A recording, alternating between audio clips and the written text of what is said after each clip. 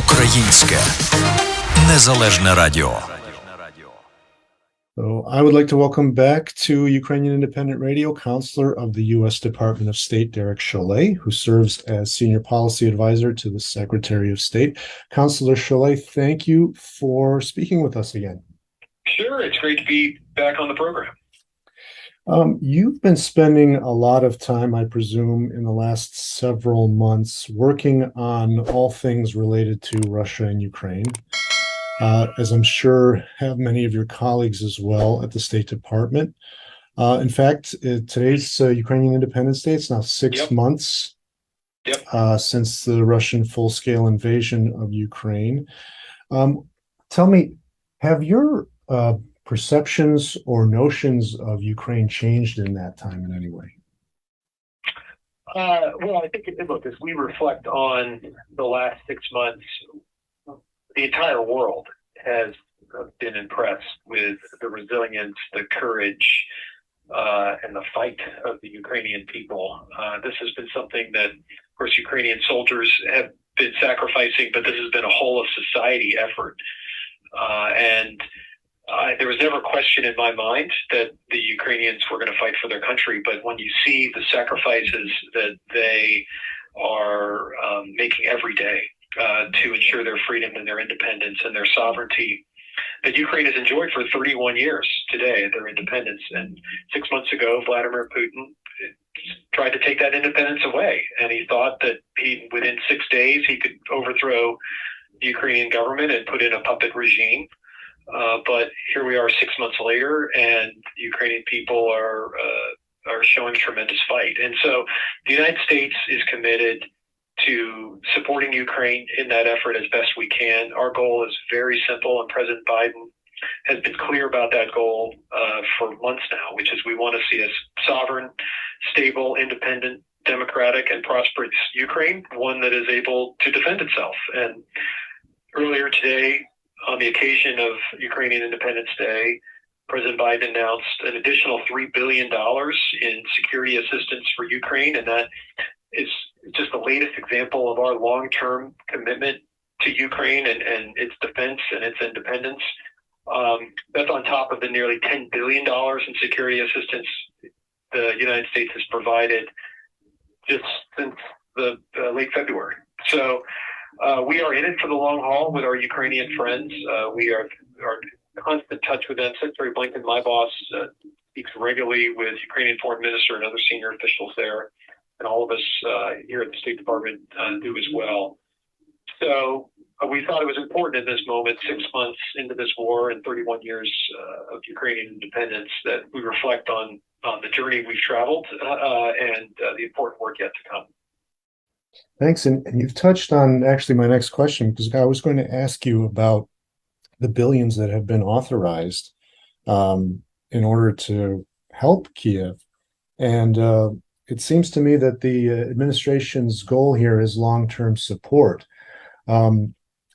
What are the objectives exactly of the Biden administration in Ukraine? Well, as I said, and our objectives are really, can be simply summed up as we want to see a Ukraine that is independent, sovereign, democratic, prosperous, with the means to deter and defend itself against further aggression. It's that simple. President Biden has been very clear on that throughout this crisis, even before Russia's invasion. And we, the United States, along with many, many other countries around the world, have worked to uphold that basic goal. And I think Ukraine has shown that, again, it's going to fight for itself. It's going to fight for its democracy, fights for its independence, its sovereignty, its ability to be prosperous. And we, the United States, working with our allies and partners around the world, need to stand up and continue to support them in doing so. Yeah, because, Counselor, you've been on the record as saying that, unfortunately, things will probably continue to get worse in the sense of the conflict. And it might go on for some time. Is that commitment going to last as long as Russian tanks and artillery are aimed at Ukraine? Well, Dan, I think it will. I think if we reflect on the 6 months of war and what the United States, working with our allies and partners, has been able to do. I think it's very important for your listeners to reflect on the fact that there's been a bipartisan commitment.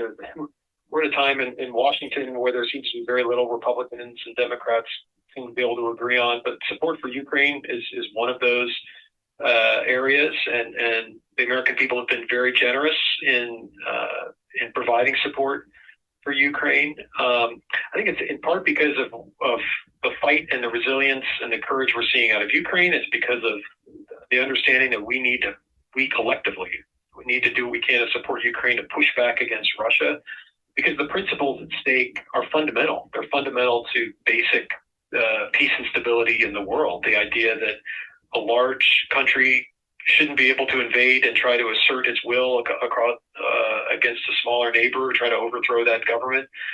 So we need to stand up for those principles, and I think we will continue to do so. But we also have to be realistic, and I think President Zelensky has been very clear about this, that this is a tough fight, and it's going to continue to be a tough fight. Unfortunately, we've seen that Russia seems to there seems to be almost no bottom in their willingness to inflict civilian casualties, conduct indiscriminate attacks.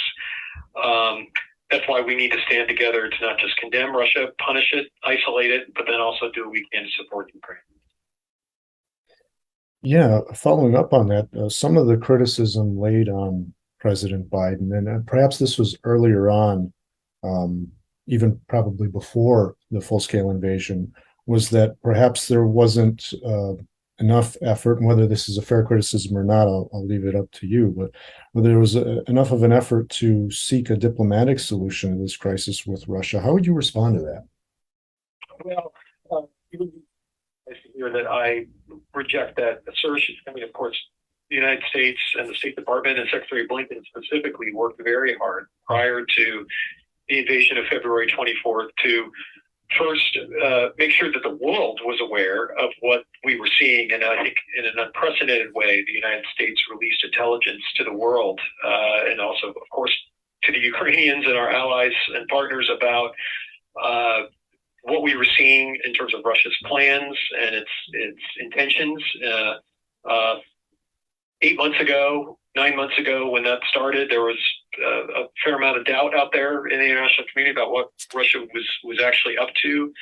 We continued to make the case, and unfortunately, this was the case where we turned out to be right. We, of course, hoped that we could be wrong about this, but what Vladimir Putin showed on February 24th was something we had been seeing and planning for many months prior. And we tried, Secretary Blinken tried, through diplomacy to see if there was a way we could prevent that conflict from happening. Unfortunately, Russia, both in word and deed, has shown that its intentions were to subjugate Ukraine and have a new government there that was more willing to go along with Russia on everything. And that's something obviously that's unacceptable to the Ukrainian people, and the Ukrainian people have shown that that's unacceptable. So the fault for this crisis, this war, rests squarely in Moscow and on the desk of Vladimir Putin. He alone made this decision. He alone could end this war today if he decided to pull his troops back. Earlier we touched upon some of the horrifying things that have been perpetrated by Russian forces in Ukraine. In fact, I think you said there was no bottom, it seemed. In the last 6 months, we've seen Russia bombing maternity hospitals in Ukraine, kidnapping children. There have been accounts of rape, not only of women, but of children as well, by Russian soldiers in Ukraine. Civilian targets are attacked constantly. What will it take for the United States to designate Russia as a state sponsor of terrorism? Yeah, well, you said, Daniel, unfortunately, you laid it out quite well. Just the bill of particulars on everything Russia has done in Ukraine, and the United States has been clear for months now that we believe war crimes and crimes against humanity have occurred in Ukraine, and we are doing whatever we can to support efforts, starting with what the Ukrainians are doing to investigate these incidents, collect the evidence, and help build cases against those responsible for these events. We have taken on a tremendous amount of pressure tactics on Russia, from unprecedented sanctions against a major country like Russia, against its energy sector, against its financial sector, making it nearly impossible for Russia to import key material through export controls. We are, I think, on this issue you asked about state-sponsored terrorism, we I think absolutely understand the sentiment that's being expressed by those. I think what we are wrestling with is whether it's actually the most effective tool we can use.